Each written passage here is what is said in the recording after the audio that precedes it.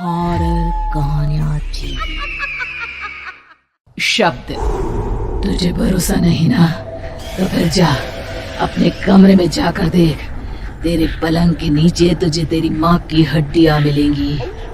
प्रभात दौड़कर अपने कमरे में जाता है और अपने पलंग के नीचे देखता है। वहां पर सचमुच एक कंकाल पड़ा हुआ था और उसके शरीर पर जो कपड़े थे वो प्रभात की माँ के थे।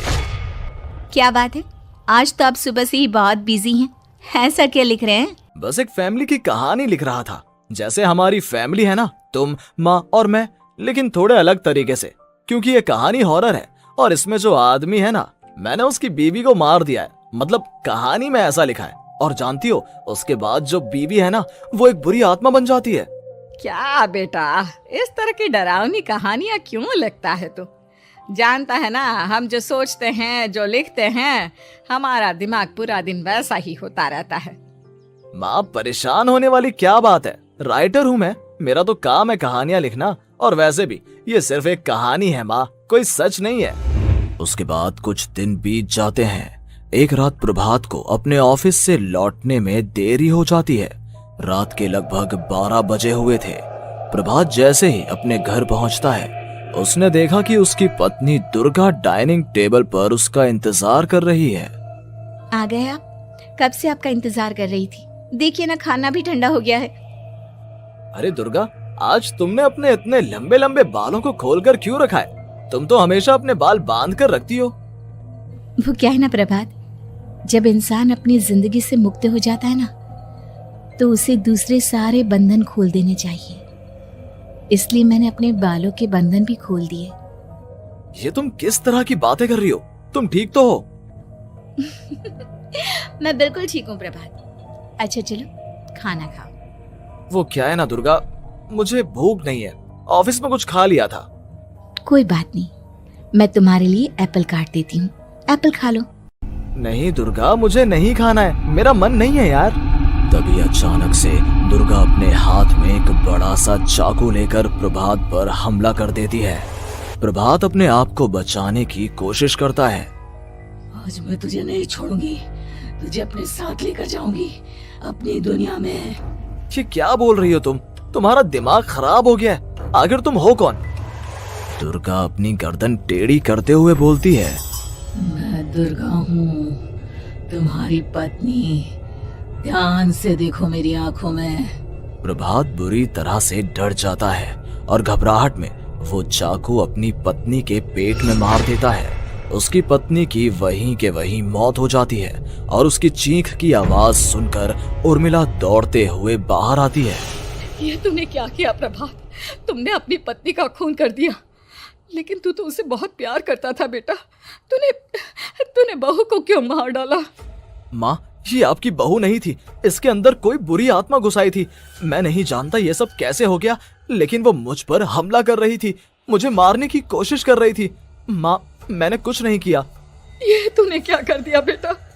दुर्गा ने मुझे कहा था कि वो तेरी कहानी को उस कैरेक्टर की तरह एक्टिंग करके तुझे डराने की कोशिश करेगी। अरे वो तो तेरे साथ मजाक कर रही थी। हे भगवान, ये क्या हो गया? इसका मतलब दुर्गा। लेकिन माँ, मैंने जो कहानी लिखी थी उसमें भी ऐसा ही हुआ था। उस औरत ने अपने पति के साथ मजाक किया और गलती से उसके पति ने उसके पेट में चाकू मार दिया। मेरी कहानी सच कैसे हो सकती है? माँ, मुझे बहुत डर लग रहा है। अब ये सोच, दुर्गा की लाश का क्या करें हम?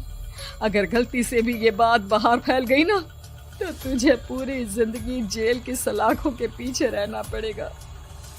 एक काम करते हैं माँ, हम घर के पीछे वाले बगीचे में उसकी लाश को दबा देते हैं।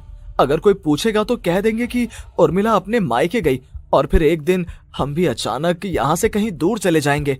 कोई नहीं आएगा हमें पूछने, कोई नहीं आएगा माँ, बाद में जो होगा हम देख लेंगे। प्रभात अपनी माँ उर्मिला की मदद से दुर्गा की लाश को अपने घर के बगीचे में गाड़ देता है। कुछ दिन तो ऐसे ही बीत जाते हैं, लेकिन एक दिन अचानक रसोई से आ रही कुछ आवाजें सुनकर प्रभात की नींद खुलती है। प्रभात ने देखा कि वहां पर एक लंबे बालों वाली औरत दूसरी तरफ चेहरा करके खड़ी हुई थी। कौन है? कौन है वहां पर? अरे कौन हो तुम? मैं दुर्गा हूँ प्रभात। क्या हुआ? मुझसे इस तरह के सवाल क्यों कर रहे हो तुम? तुम दुर्गा नहीं हो सकती। दुर्गा तो प्रभात, मैं तुम्हारी पत्नी हूँ, तुम मुझे कैसे भूल सकते हो? 4 दिन के लिए मायके क्या चली गई, तुम तो मुझे भूल ही गए। अब अगली बार ना मैं कहीं नहीं जाऊंगी। पता चला तुमने तो मुझे पहचानने से ही इनकार कर दिया। नहीं, तुम दुर्गा नहीं हो सकती। तुम दुर्गा हो ही नहीं सकती। मैं जानता हूँ ये सब क्या हो रहा है। मैंने अपनी कहानी में लिखा था कि उस आदमी की पत्नी की मौत के बाद एक बुरी आत्मा उसका रूप लेकर उसके घर में आ जाती है। तुम वही हो ना? और अचानक से खूबसूरत दुर्गा का चेहरा काला पड़ जाता है।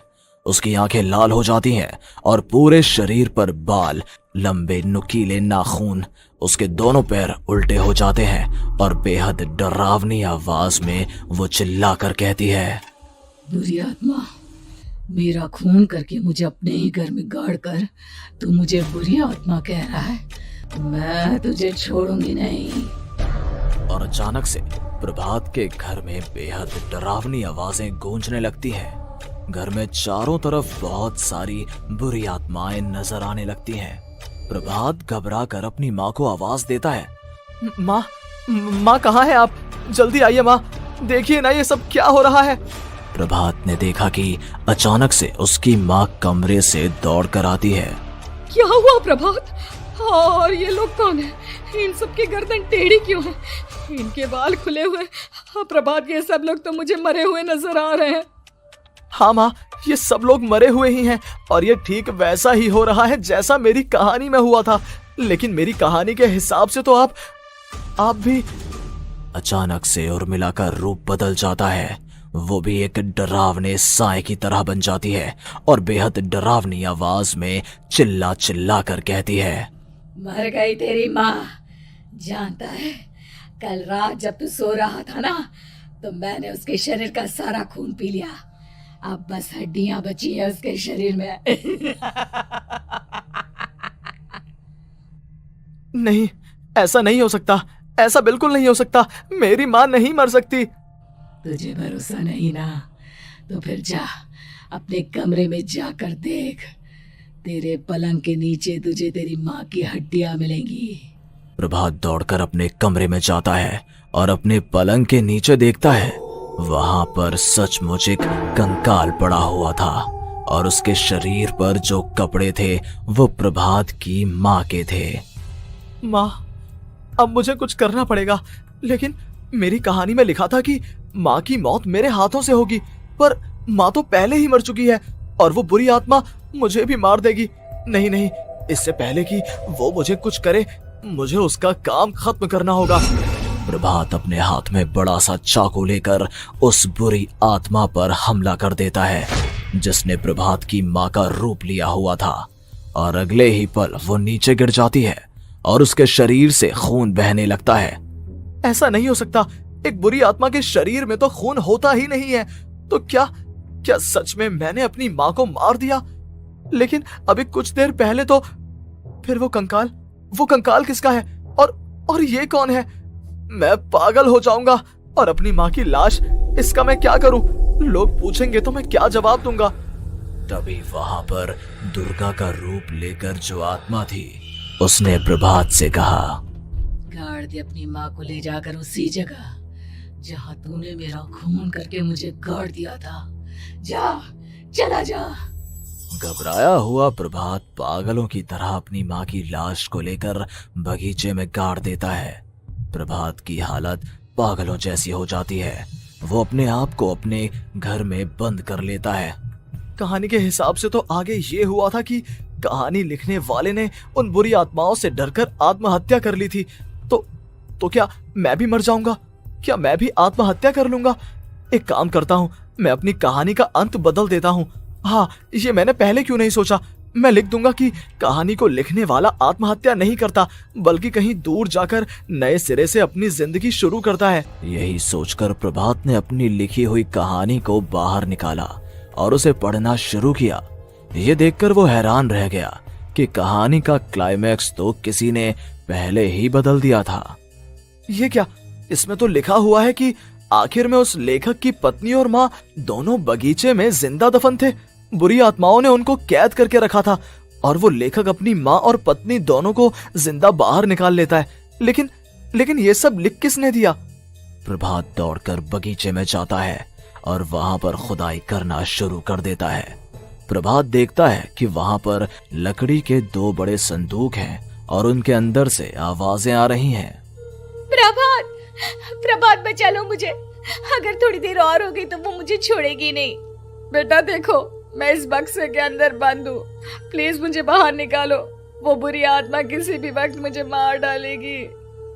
प्रभात वो दोनों बक्से बाहर निकालता है और अपनी पत्नी और माँ दोनों को आजाद करवा लेता है। लेकिन तभी वहां पर अचानक से एक बेहद डरावनी और खौफनाक दिखने वाली औरत आ जाती है। तुझे क्या लगा था इतनी आसानी से अपनी पत्नी और माँ को बचा लेगा? बस 5 मिनट और उसके बाद अमावस का चांद आसमान में आने ही वाला है। लेकिन तूने इन दोनों को बाहर निकाल लिया, अब तुझे मरना होगा। नहीं, मैं जानता हूँ मैं नहीं मरूंगा, और अब आगे क्या करना है ये भी मुझे पता है। प्रभात, ये बहुत खतरनाक है, हमें मार डालेगी। प्रभात, चलो यहाँ से। नहीं दुर्गा, अब मुझे अच्छी तरह से पता चल चुका है कि इस बुरी आत्मा से हम कैसे पीछा छुड़वा सकते हैं। और इतना कहकर प्रभात अपने हाथ में पकड़ी हुई सिंदूर की थैली उस बुरी आत्मा के ऊपर उछाल देता है। कुछ ही देर में वो जमीन पर गिरकर राख में बदल जाती है। ये सब क्या हो रहा था बेटा? ये सब तुम्हारी लिखी हुई इस कहानी की वजह से हुआ है ना? नहीं माँ, पहले मुझे भी ऐसा ही लगा, लेकिन बाद में पता चला कि बरसों पहले हमारे इस बगीचे की जमीन के अंदर किसी को जिंदा गाड़ दिया गया था और बस उसी औरत की आत्मा हमें परेशान कर रही थी। उसी ने मेरे शब्दों में जान डालकर उस कहानी को जिंदा कर दिया था। मुझे माफ कर दो प्रभात, मैंने आपकी कहानी के साथ छेड़छाड़ की थी और उसे बदल दिया था। माफी मांगने की जरूरत नहीं है दुर्गा, तुम्हारे उस बदलाव की वजह से ही आज हम सब जिंदा हैं, क्योंकि आखिर में कहानी में वो हुआ जो